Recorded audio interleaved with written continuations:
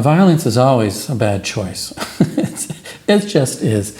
It not only makes a horrible mess at the time that it's happening, but it leaves an even bigger mess after it's been done.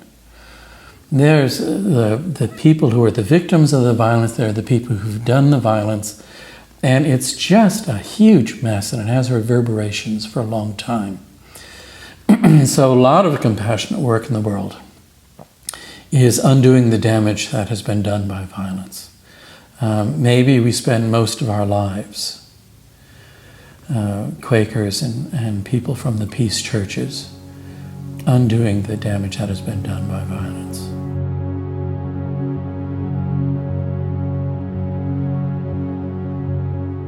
I'm John Calvi. I'm a member of Putney Meeting in Vermont, and I work as a Quaker healer.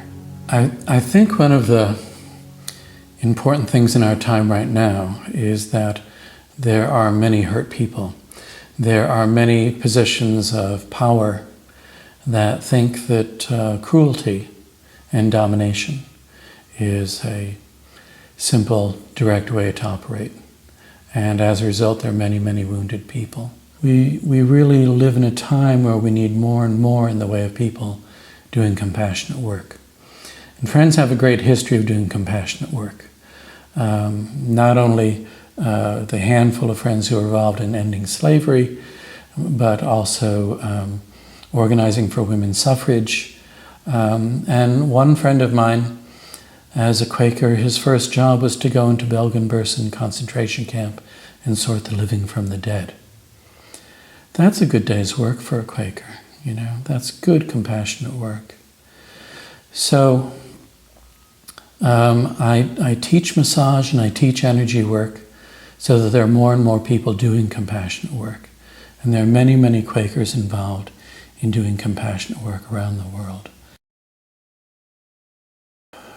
When I begin working with someone, I'm listening to what they have to tell me if we share a common language, which is not always the case.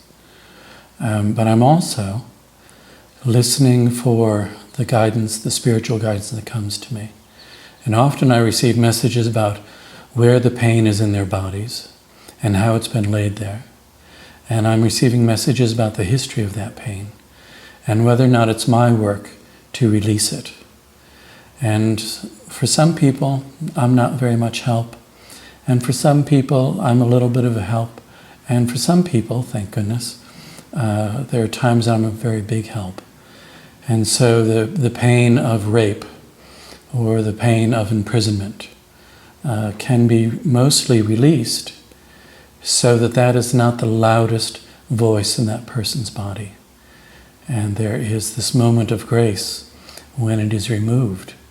And someone who has been through some horrible circumstance comes to a place they thought they would never be in before, where they are completely relaxed and at home with themselves again.